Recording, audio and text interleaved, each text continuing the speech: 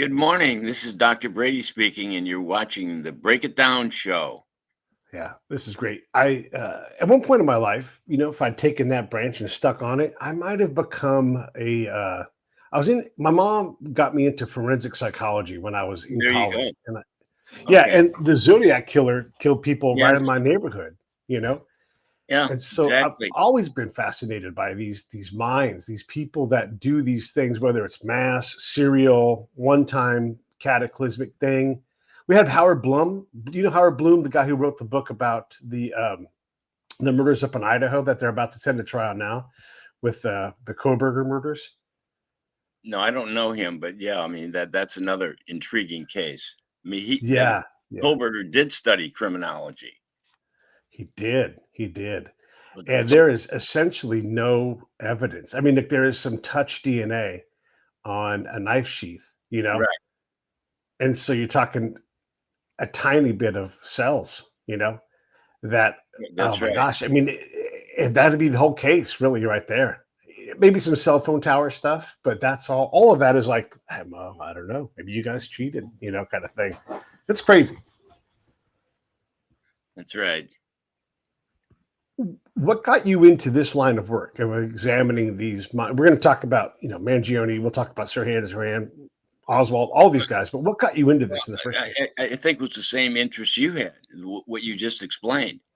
It was the curiosity into what makes these people tick, what makes them go off the deep end, and why they commit these particular crimes. So Yeah. I was in graduate school at Berkeley in the School of Criminology, and my major professor was the lead psychiatrist on the Sirhan case. So it really led to me being curious about why these people engage in these behaviors. And then 50 years later, I wrote a book on Sirhan, reanalyzing all the data and finding like in the JFK papers coming out now, I found lots of errors, omissions, problems, issues that both the prosecution and defense made during the trial. So that led to other inquiries, and then in my private patients, I've seen a lot of murderers, double murderers, etc. Kind of people that you were originally interested in, and it just worked its way into a career that spanned 5 decades. And at this point, then I just finished a book called Breakdown, which is on a comparison between Lee Harvey Oswald's mental state and Sirhan's mental state. I found that there's more similarities and dissimilarities in terms of their psychological composition. The findings in this book that'll be published, I think, in November. You never really know when a book's going to come out, but I think in November of this year with Trine Day Publishers that did my previous book. I think that the information that just came out on the JFK stuff is very interesting, but my books don't deal with the necessarily with the forensic facts or the whodunit thing. It deals with the psychiatry of these individual offenders. So if Oswald acted alone, or if there were accomplices, or how many people were stuffed on the grassy knoll, I mean, who really knows? But my evidence shows that Oswald and Sirhan really shared a lot of common psychiatric factors that really weren't diagnosed early in their careers. So when I had a guy on the show, his name is Paul Gregory. He was a professor. Oh, yeah, sure. Yeah. And so oddly enough, he's an economist, right? Okay, forget all of that. Oh, yeah, no, he's brilliant. Right. Russian immigrant parents. So they were part of the Russian mafia, if you want. Yeah. And I'm saying mafia, I mean, immigrants. Yeah. And for the audience, if you guys don't know that, I'll put a link for that episode up. But he's like, I interacted with Oswald across dinner tables. Yeah. And he's like, he was a dullard didn't have a command of English, and he got really offended when those things came out. And so, and I'm saying duller, maybe he didn't see that, but he got very embarrassed at his shortcomings with his ability to write. And some of the letters that Paul received, he believes, were from Oswald himself. And this is not a person, he doesn't attribute the murder like any kind of conspiracy. He's like, this guy was crazy. He already took a crack at somebody else. Yeah, that's right. And so he talks about that instability, that mental instability that's there, that makes him at best a possible patsy and probably a guy who pulled the trigger. Yeah, I mean, I use some of Paul Gregory's information in my new book, especially concerning his language impairment. Yes. That was really undiagnosed as a specialized learning disability. This contributed to his dyslexia. It contributed to his psychological confusion, to his inability to express himself, particularly in the written word. So Paul Gregory really does a great job, not psychologically because he's not a psychologist, but he does a great job in explaining what Oswald's written behavior, written words were like, and how many times it was like word salad and there were hundreds of typos and words reverse misspellings that really, it wasn't Oswald's fault. He had a disability that at the time that he was first diagnosed, which was 1953, the skills weren't there to refine these kinds of learning and neurocognitive problems that I see as providing the foundation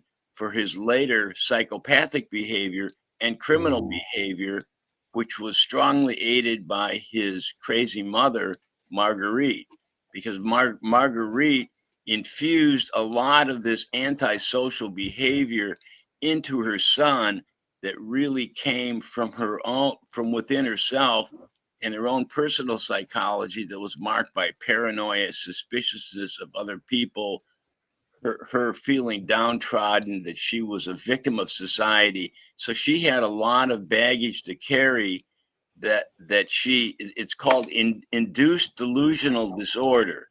If you want to characterize it, it's called induced delusional disorder. So she kind of spread this pathology to her youngest son, and in doing so created sort of a mental atmosphere where he was more prone to accept anti-establishment attitudes and act out. So this ties then into his learning disability, into his other kinds of psychopathologies, which led to his aggressive assaultive behavior. As you point out, Oswald was accused of firing at Edmund Walker, and that was 7 months before this.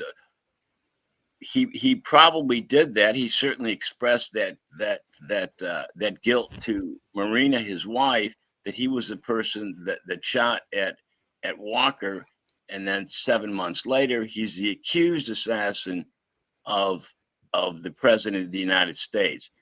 Now, as I said at the beginning, whether or not the new information coming out on the JFK tapes doesn't counter my argument, because none of that information is related to psychiatry or to a psychoanalysis of these two people, particularly of Oswald, who, as Paul Gregory said, in a non-diagnostic way, really had some upstairs issues.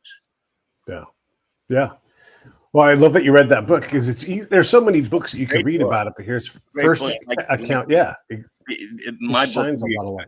Great companion to his book.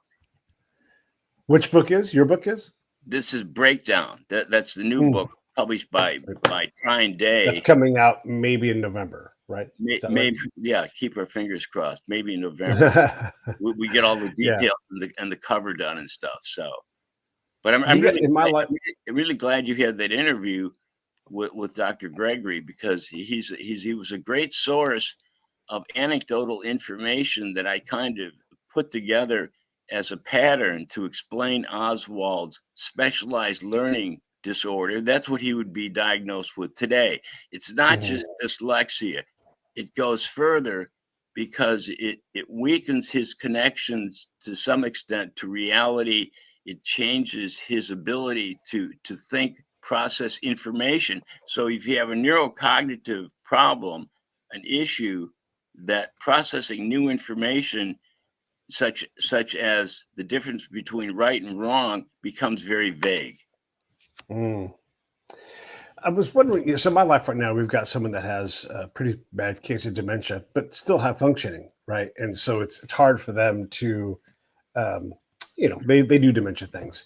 And it occurs to us all the time that, we'll look at one another. It's my special someone, and then we'll say Yeah, to each other, "Did I say yeah, this out loud to you?" And like, yeah, because yeah, our brain is trying to remember things, and so we realize that there's a bandwidth where, like, if you dip below, if you go untreated and you lose a little bit of capacity. I'm not saying you get dementia, but it's not, that I don't know how wide that gap is between functioning and capable and completely detached, and in that gray zone, how dangerous is all of that middle spot? If it's 10%, is 5% for some yeah. okay and 5% for others? Like they disassociate, right? And that's my guess.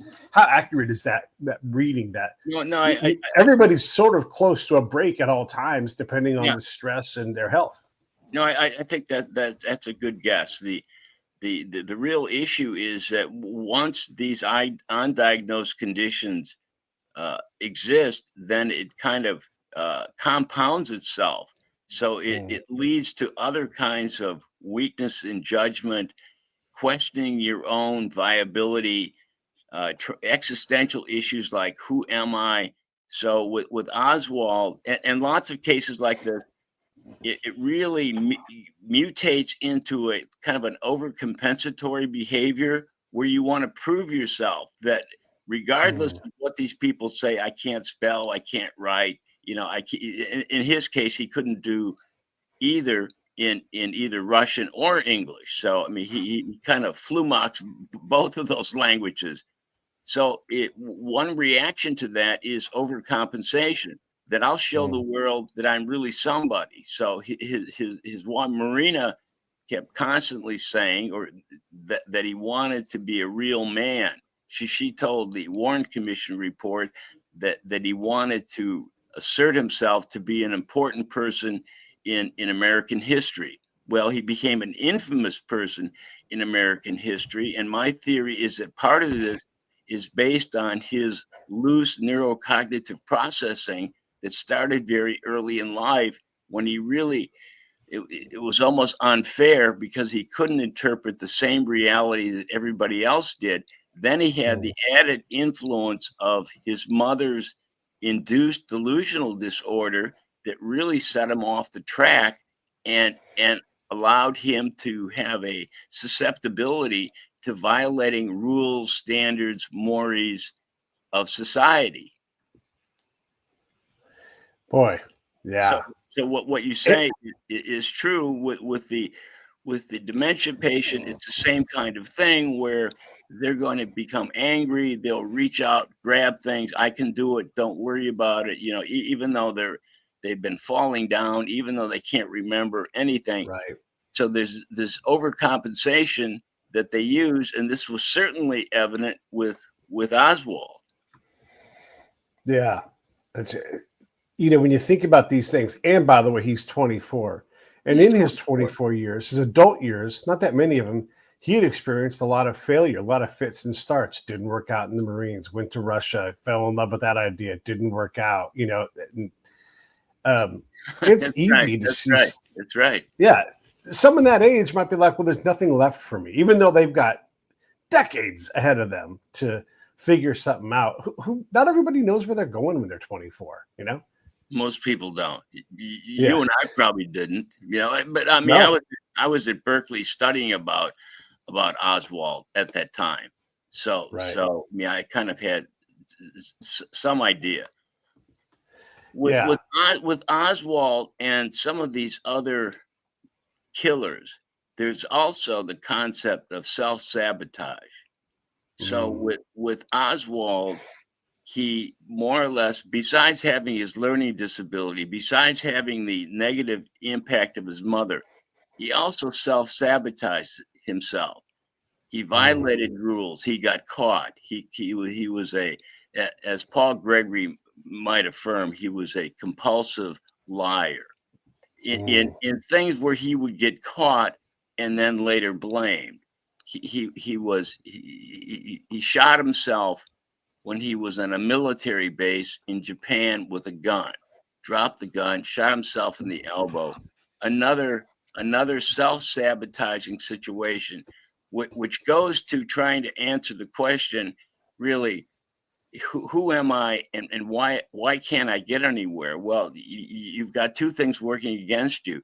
You've got your neurocognitive dysfunction, and you are doing things that make life miserable for yourself. So you're self-sabotaging your own behavior. You're getting court-martialed twice while he's in the Marines. Shot himself. Tried to commit suicide when he was in Russia. Saved by his in-tourist helper that probably saved his life. So he's doing these self-destructive things, punishing himself for some kind of an original sin that probably subconsciously he feels that he has, but he doesn't know what the origin of it is. The original sin idea, boy, I mean, that's something that you can, and for sure when you're 24, you can infect yourself with that, you just tattoo a 13 on your neck and just go crazy, because what's the difference? You're not going to ever have a life anyhow. You don't have to even be crazy or disassociative or have a neurodegenerative condition. That's just the chemicals of growing up. Yeah, as I said, this overcompensation. The overcompensation stuff also fits with the Luigi Mangione pattern. That he was perceived himself as almost this illusionary, not delusional, because that's psychotic, but this illusionary zealot prophet that he was going to save the healthcare system. He was going to save humanity as this kind of effective altruist. And this effective altruism is you probably know what it is, but it's a current form of utilitarianism where people think that they alone can make the right moves that'll justify or equalize all the unfairness in society. So Mangione had this zealot-like zeal to change the world. And this is a common character trait now that I see with lots of these people, with Sam Bankman-Fried, the FTX guy. I mean, he had the same sort of philosophy that really went off the rails and led to this massive theft of billions of dollars from FTX and the Alameda investment company that he owned. Elizabeth Holmes, another one, Who I'm writing about. Very, very intriguing young lady, about the same age, by the way, as talking about Oswald and Sirhan, with this kind of effective altruism that, in an illusionary sense, only I can really change society. And I'll do this by making blood testing a free universal in the healthcare system, rather than charging $200 or $300 per blood draw.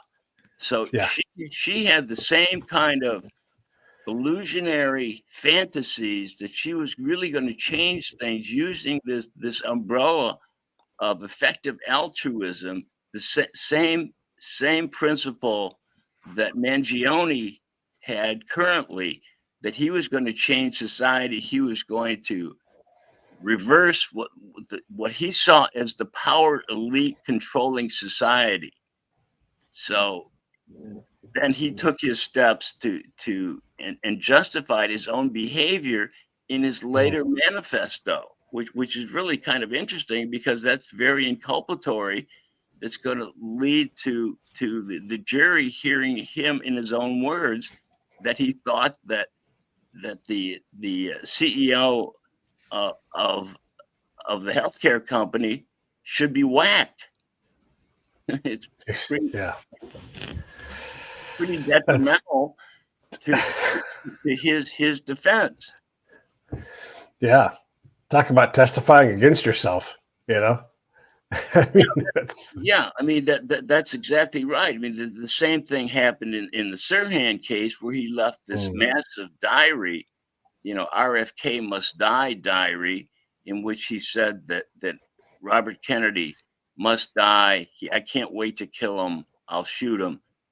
So that was used against him without a search warrant, without any approval. It was introduced by the prosecution at his trial, and the defense team that I was close to because I worked with the main psychiatrist in the case. The defense team said, "This sounds like a great idea. We will introduce not only a few passages from the diary, we'll introduce the whole diary." Well, what was the logic there? The defense logic was that if the jury could hear all of these, could read all of these writings, then they would know that he's crazy. Well, right. it had a boomerang effect, and these statements were used to convict him, rather than explaining that in essence, these statements were left by his alternate personality. Actually, he was a multiple personality at the time that he shot RFK. He left these messages to his primary personality to warn that personality what he was up to. Dr. Diamond, the chief psychiatrist, felt at the time that this was too confusing to the jury and they would think it was psychobabble. So he didn't introduce the concept of multiple personality. Yeah. Do you think Sirhan pulled the trigger? Yes. Did he pull the only trigger? Well, that's controversial also. Yeah. Yeah. So, I mean, there's the whole thing about the close contact shots from behind. And either that exists or it doesn't. And it's hard to yeah, determine which one of those things are true. yeah. As I said before, I'm not a ballistics expert. So, Sure. Me so, neither. so with the notion of a second shooter, of the security guard who allegedly drew his 38 caliber gun. Sirhan had a 22 with 8 shots in it, and it's alleged that the security guard Thane Caesar had his 38 and he fired a bullet into Kennedy's occipital area behind the ear from the back. So you go back and forth with these theories. Thomas Noguchi, the coroner at the time, he waffles through his whole book and doesn't know. At the end, he says, "I think it was just Sirhan." The evidence that has been adduced now stimulated Robert F. Kennedy Jr. to want to interview Thane Caesar. So Robert Kennedy Jr., the head of HHS now, he engages. Maybe do you know this story? No, tell it. Okay, so I don't want to go over ground you already know. No, So no. We all want to hear it. so he starts a dialogue with the security guard who may have shot his father. They go back and forth. The security guard was about 23 or 4 at the time. He was about 70 or so when RFK Jr. was talking to him. Security guard still lived down in your neighborhood, somewhere in Orange County. Kennedy's negotiating with him. The security guard says, "Yes, I'll give you the interview and the whole story," which obviously RFK Jr. wanted the story. Everybody wants the story. Yeah. And he said, "I'll do it on one condition, that you pay me $25,000. Kennedy, for some reason, balks at this rather than getting his checkbook out and saying, "Here's a check, I'll meet you at the Holiday Inn on Wilshire Boulevard, and we'll have a nice conversation, and I'll pay for it." He balks at it. That's the end of the conversation with Thane Caesar, the security guard. The security guard then leaves the greater Los Angeles area, goes to Hawaii. Goes to the Philippines. Goes to the Philippines, and then he's dead. Yeah. So the story, it went to the grave with him. What was his participation? Was there any participation with him in the Ambassador Hotel on the night that Kennedy was shot? So these are trails that probably won't be followed very closely, Right. because the information is so obscured. What's not obscured is the psychiatric information concerning what Oswald looked like. And Right. the current thing I'm working on is obviously Mangione, not personally as his doctor, but as a diagnostician, using other kinds of information to try and piece together why this ordinarily bright, super intelligent, well-educated person from a great family would engage in this particular kind of homicidal behavior. So the defense team can't say that he was in Cleveland at the time. There's just overwhelming evidence that he pulled the trigger, but it leads to the question of why. And the second question: what was his psychological state when he actually pulled the trigger? Was he a rational person, or were there confounding, mitigating variables that impacted his reasoning and judgmental awareness at the time? And my answer to Yeah. that is yes, he had certain kinds of psychological issues that impacted on his judgment. When you see someone like Mangione who does this heinous thing, very calculating, very cold, is that person recoverable? Is there a redemption path? I mean, we've seen Hinckley get out after a long time, and with Sirhan, would he be a threat to society at his age that he is now? Or Sirhan's almost 80. He's yeah, not going to kill anything except the fly on the window. I mean, right, no, yeah, he's not dangerous. I mean, that leads to all kinds of controversy. Menendez brothers, are they dangerous? The issue of future dangerousness is one that nobody has a divining rod or a crystal ball. All you can do is to engage a person in a course of treatment to figure out what their and this is hard to do, what their subconscious reasoning was at the time they pulled the trigger. With Mangione, he was so imbued, and there's a lot of young people like this today. He was so imbued with his ideology, tourism, I call it, where you're trying to find one theory that explains everything. Well, this is why the world is wrong. This is why society is unfair.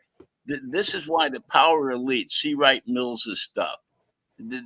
This is why the power elite pushes around like we're on a pool table, we're billiard balls, and this will change things. So they have this this ideology that they are zealots. They're the ones that can change it.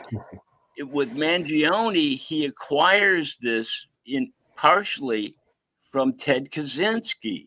So he carefully read Ted Kaczynski's manifesto, The Industrial State and its Future, where Kaczynski imbues himself with the same kind of ideology, that because he's against the advancement of society and science, and because he believes what H.G. Wells said in the Time Machine, that if I move forward, I'm going to find decadence, I'm going to find evil, I'm going to find bad things that are controlled by bad people. So this was Kaczynski's philosophy leading to his serial bombing. Move forward 30 years, and Mangione picks up on his theme that, yeah, maybe he was misinterpreted, maybe he was misunderstood, maybe his words concerning revolution were really important for us to remember today. You said a lot of adjectives as you talked about that stuff that I think are relative to a lot of people today. This is not a political statement. So if you feel like it is, just take yourself out of it and just listen to the words. Okay, so you said zealot, you said altruism. I would throw nostalgia in there. These are poisonous things where like a little bit of altruism is great, but to make that like a life goal, I always say like Utopia was a satire piece, and people who are utopians, like, we can make this world perfect. Sure. Go get a command of More, get a command of Erasmus, and then come back and tell me how that works out for you, because these things are poisonous, right? So a little bit of nostalgia, and probably like, I don't know when it is, but when you get in that lake and you swim across the nostalgia lake or the altruism lake, you get poisoned. That's just how it is. Well, that's right. I mean, you're literally up the creek without a paddle, as the metaphor goes.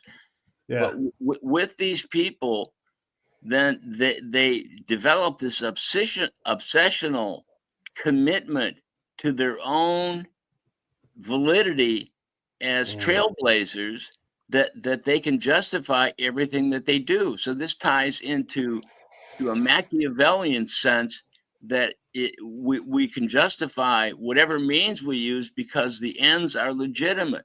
With Mangione, he has this whole crew of people on the internet who support him, who give him money. Mangione becomes a celebrity in the process, kind of a sad celebrity, really, because hopefully he didn't want this for himself, that he did it for, as you say, these pseudo altruistic, as I would call them, needs, that he thought he was really going to change the healthcare system by murdering the CEO of United Healthcare. But he could have targeted anybody. He could have targeted the president of Kaiser Permanente, Blue Cross, Blue Shield. Sure. So he targeted the CEO of the biggest company because of his self-indoctrination. So my impression is that he became so imbued with this sense of social justice, and I will be able to overcome the forces of an evil capitalistic society, and I'll take steps in that direction and eliminate a symbol of the problem, which is based on a neo-Marxist philosophy that society is not fair, and it discriminates against its most disadvantaged. Yeah.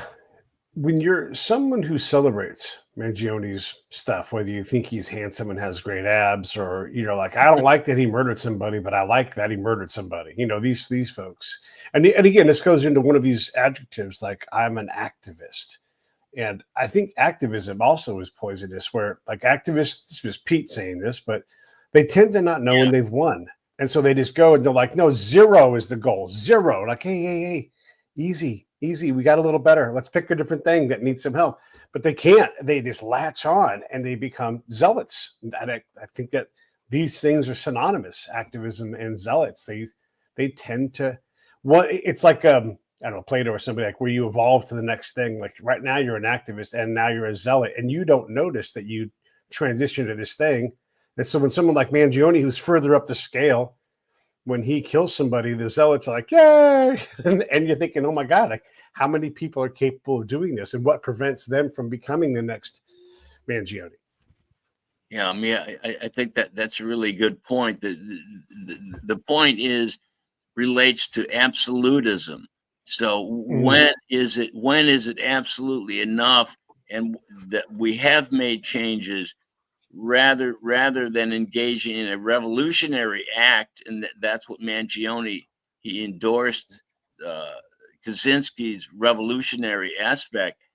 So when is it time to stop and say we've made enough steps in the right direction that we don't have to resort to violence? So this is becoming a more common theme among these zealots that want to, for either political or social or economic or even religious reasons, probably more wars waged on religious reasons than any other reasons in history. But these Sure. people then, to keep with your point, they don't know when to stop, and that's the problem. The ordinary restraints stopping a person from, like Mangione, from printing a gun, and then printing a silencer and then shooting the CEO is really a step too far. But he didn't realize this, so his subconscious behavior began to control his conscious reasons to not do something, and allowed him to do it, which is kind of the Machiavellian sense that I am the one, and that gets into borderline delusional stuff. That's where Kaczynski was, that he was the one who was going to change society. That when his time machine was launched, he would find a perfect equalitarian society where everybody was the same. They had the same start point and the same end point. Well, that's communism, and that's where Mangione and the accolades that believe stuff like Kaczynski. That's what they believe. Yeah, boy, there are certain pockets of people within every group, I imagine. Like in Muslims, there's these people that claim that they're the Mahdi, and they're like, I am the chosen one. Here I come, returning to bring on, the the end of times. Is it? Yeah, that's right. Is this? Yeah, I mean, it's when you think about, and I'm thinking about Chinese Gordon and how he dies and out in Khartoum, but these folks delude themselves, but also a lot of people, where they think that this person is Jesus Christ. This is the Mahdi. This is, whoever it is. And again, like this is the same thing as though like the Yay Mangione people. Is it possible for them to come out of this? Humans like to gather. They like to become an cult. There's like a fine line between cult and a good thing. Yeah, well, I mean, a lot of the identity surrender that I assume that Mangione went through and Kaczynski did is similar to a cult-like surrender, where they become imbued with the sense of purpose, of a goal, which is almost like a religious second coming, where I am the chosen one, and that's where you get into the almost delusional context of I'm the only person that can change this, so I must take action.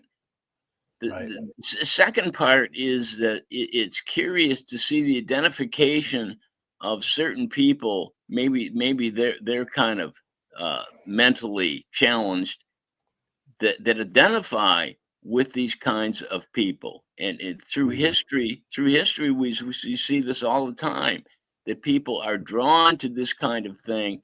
That yes, free Luigi,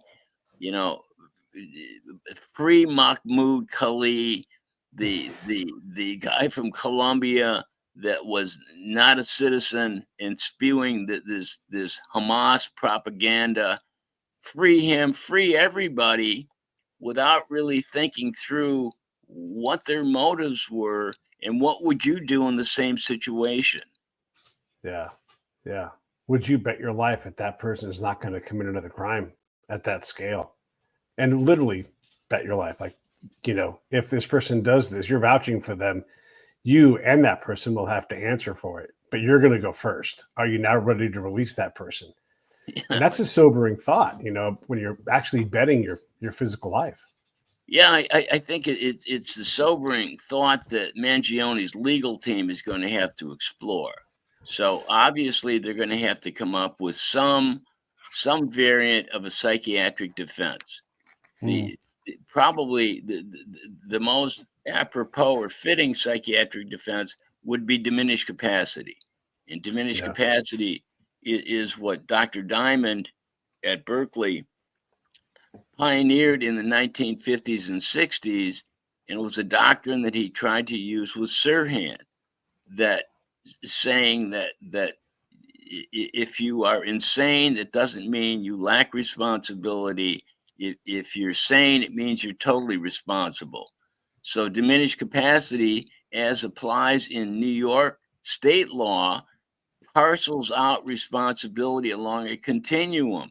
Maybe you're not 100% responsible and you're still sane, but you're not 100% non-responsible because you're insane. So somewhere along that continuum is a gradation or a rating of your mental state at the time you committed a crime. It's very necessary, even though the circumstances and facts of a case look pretty incriminating, such as with the Mangione case.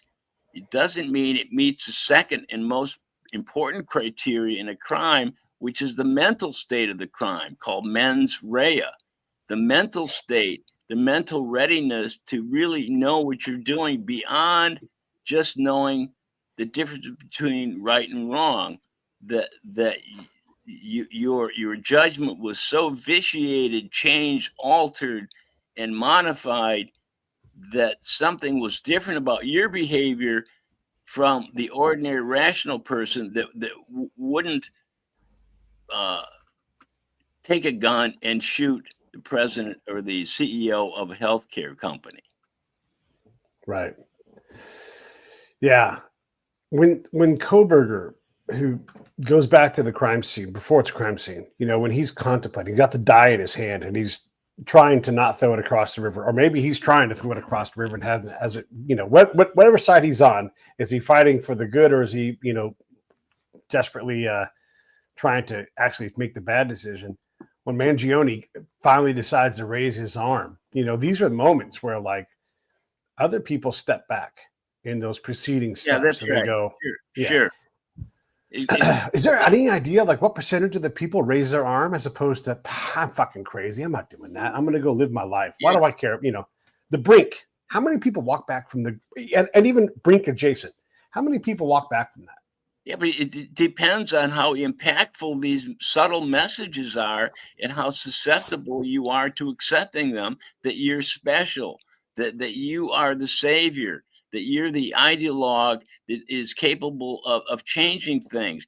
Once you start to accept that and you run it through your own neurocognitive processing, then you can justify almost any behavior, whether it's stealing $800 million, like Elizabeth Holmes did with Theranos, or Right. whether it's Mangione trying to, in a Machiavellian way, justify his behavior, that this is best for society. So it's a whole different ideological appeal to what I call the ideology tourist concept. These people are searching for something that will unify their lives, draw together all the loose ends, that at the end of the day they can say, aha, this is the reason that society is so unfair. This is the reason that they're still using capital punishment. This is the reason that there's still poverty. Whatever it's a fill in the blank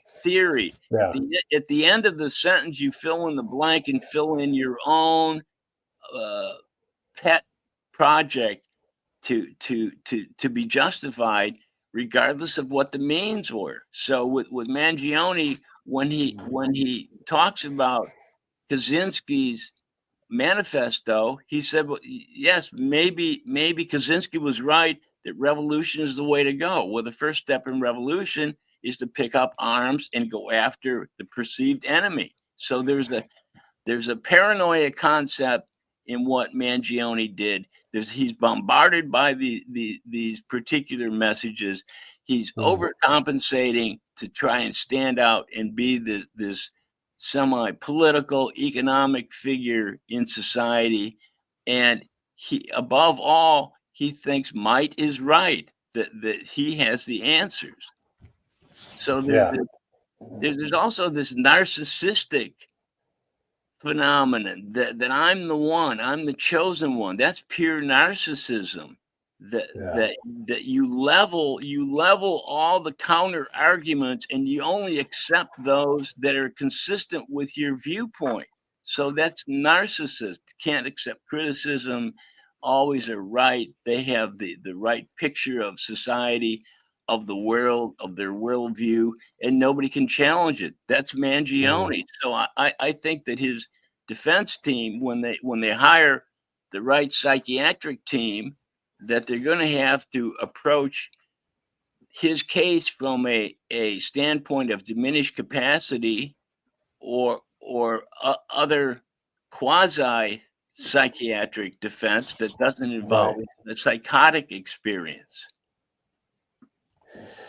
Yeah, boy. I've been thinking about, there's a couple things I've been thinking about. And you brought up Montserrat. And I think it's important to, like, I love etymology, so this is a Latin phrase.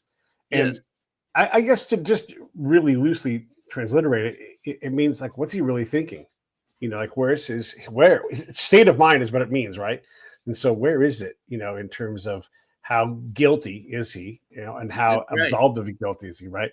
That's right. I always thought of it as being linear, but really you're talking about something that's more spherical. We're like, yeah, there's some crazy, he's for sure, guilty, almost 100%, but and so that changes my way of thinking about it. So I wanted to put that in there, but also thinking about, he shoots this guy in the back and maybe target of opportunity, but it's colder to say, hey, CEO guy, and then turn him around and then whack him face to face.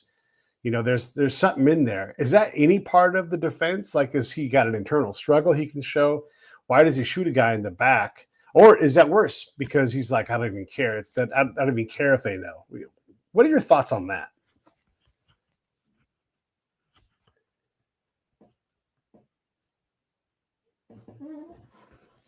Did you freeze? Or are you thinking? I think you froze. Right at the big question. All right. I'm gonna, hopefully John will pop back in. How funny was that? I thought he was thinking for a second there. Hey everybody, it's PH Turner from the Break It Down show. Hey, there you are. You coming back? The circumstantial issue that he couldn't face to face, couldn't look him in the eye situation, to the real notion of why did he do it? What were the psychological drivers that forced him or compelled him into this situation where of import is the fact that his escape was probably, limited. Even though he fled to Pennsylvania, he probably knew that his escape was not going to happen. That his apprehension would be imminent. So there again, maybe he has and then he leaves this diary after his arrest. He leaves the 6 pages, 262 words, whatever it is. So maybe he has part of this masochistic self-sabotage behavior that Oswald had.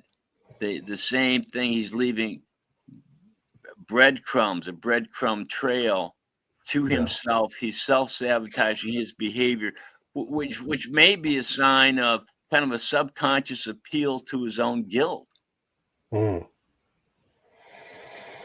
Yeah.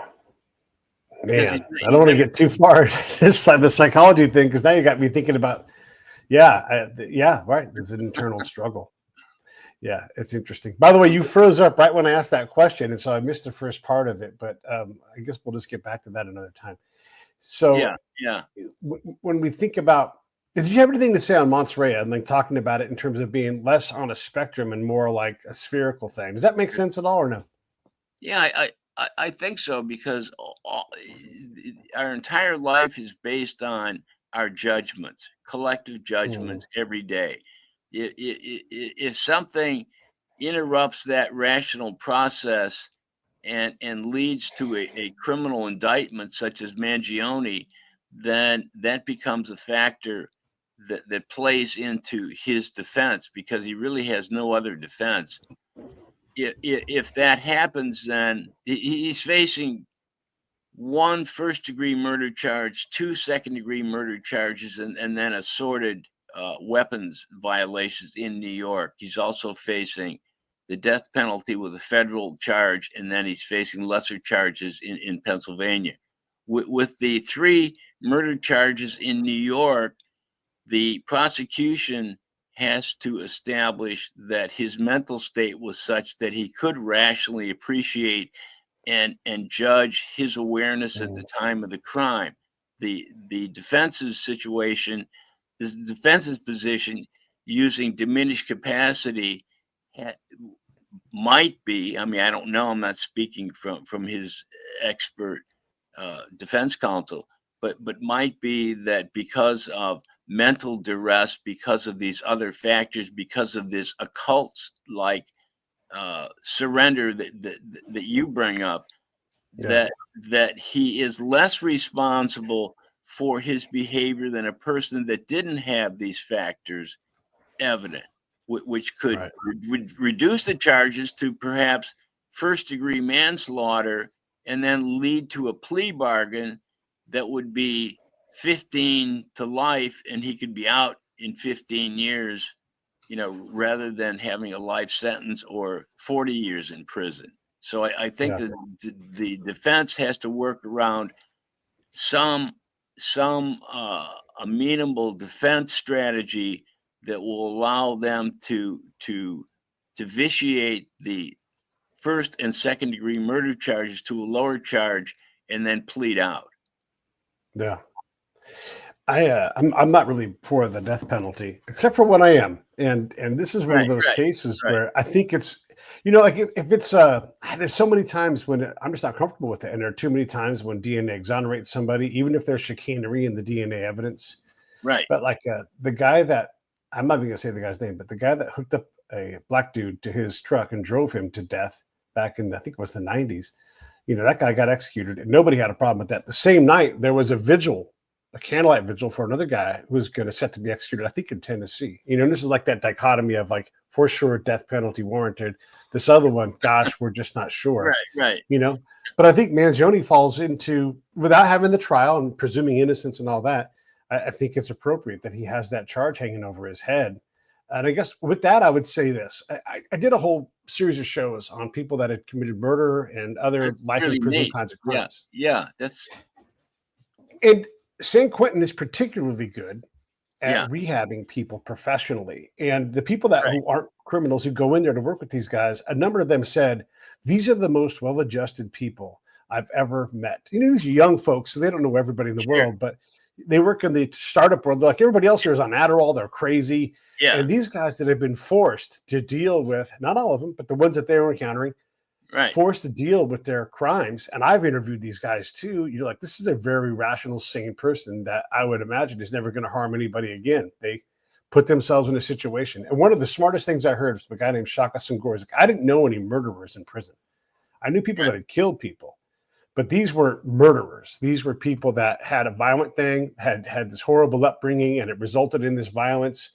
And he had said, prison was an extension of our community. Well, if prison is an extension of your community, some violence is going to be in your community all the time. And this thing damages people. So I think about that with someone like Mangione or Sirhan. And I wonder, like, can you, behavioral therapy yourself into a place where society could reliably trust someone who does something so heinous, so over the top in terms of sensationalism of the target, but also the action, the murder. Yeah, I think that that's a lot to unpack there. Yeah. That in the states that have capital punishment, they have a higher murder rate than the abolition states that have outlawed capital punishment. So that's kind of an interesting piece of information. There is some information where some people will gravitate towards a capital punishment state. They'll commit a homicide because they want to commit suicide themselves, but they can't. So they do a state-ordered killing of themselves. And I saw several cases like that when I was at Berkeley. With the irreversibility or the change of these people, the difficulty is that you have to reach into their subconscious in order to extract the information. This is what Dr. Diamond tried to do with Sirhan, is that he hypnotized him many times. He tried to induce the second personality, which was really responsible for the murder, and not exculpate, but to just explain to the innocent first personality what had happened. So I think you'd have to go through a very intriguing probing of a person's subconscious in order to fit the pieces together. I don't think that Mangione has a clue of these factors that we're discussing here today. The recent research with psychedelics, particularly with psilocybin, I think offers some real promise to creating very rapid insight into a person's unconscious behavior that could include their motives and their decision making leading to the commission of a crime.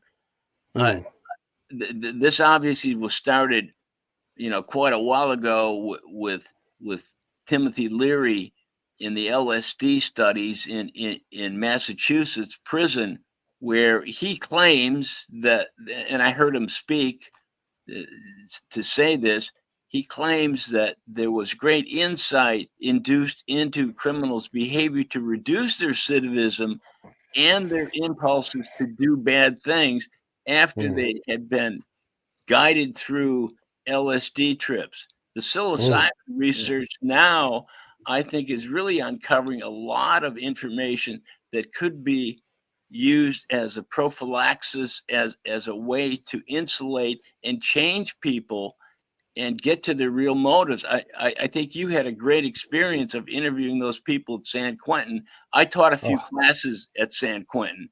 I taught basic to the correctional officers at San Quentin, but in essence, I interacted with a lot of inmates too.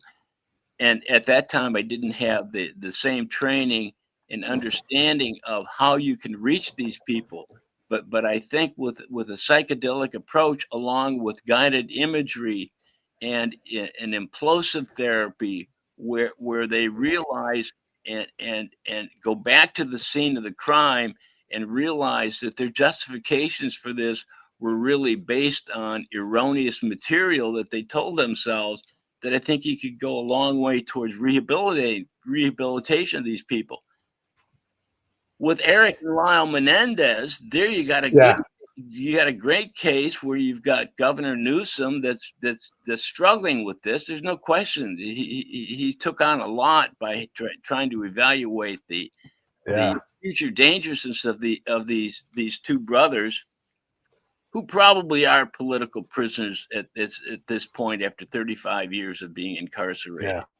That maybe this kind of an approach where they would have to confront. You can't avoid the drama of the and the impact of the murder incident on their own subconscious behavior. So I think if a taped psychedelic interview or a series of interviews would be conducted to get them to realize the immorality and illegality of what they did against their parents, regardless of what their reasoning was. Sexual molestation, I couldn't drive the Ferrari, you wouldn't give me this. They were kind of spoiled brats, in a sense, and then they came up with this sexual abuse excuse situation. But I think they would be good candidates for this prospective psychedelic analysis, where people could, with experience, could probe them further and get them to realize what they did was basically wrong. It wasn't right. It wasn't Machiavellian. It didn't justify anything. It was wrong. Do you have time for one more question? Yeah, the pay scale's right, so sure.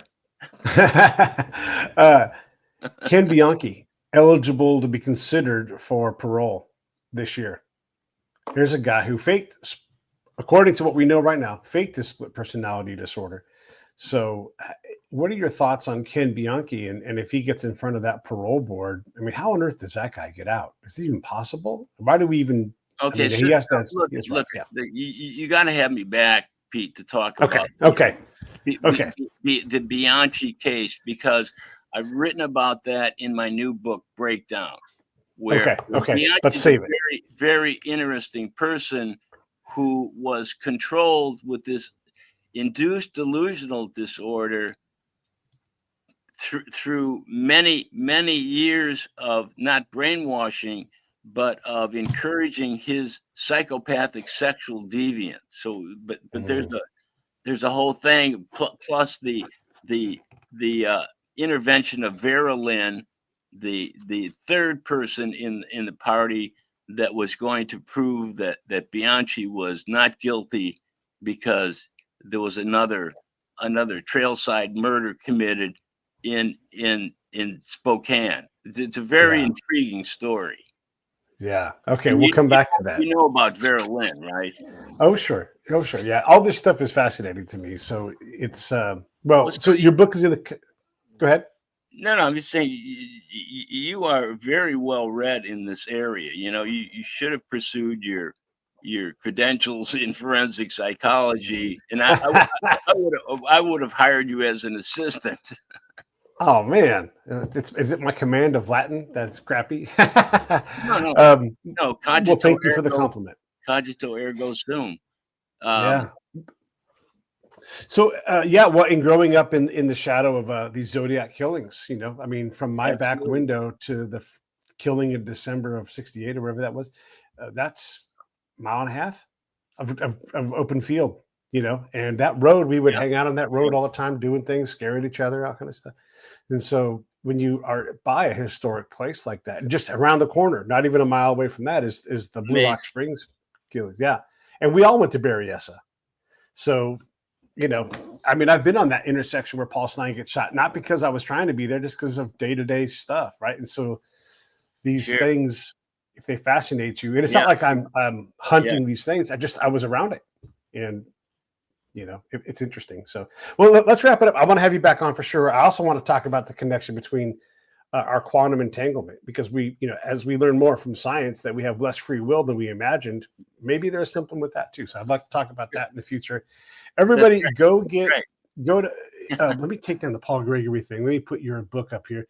So there's a whole bunch of stuff. You can go to there's the DNA cold case book. You guys know what I say, buy two and buddy read.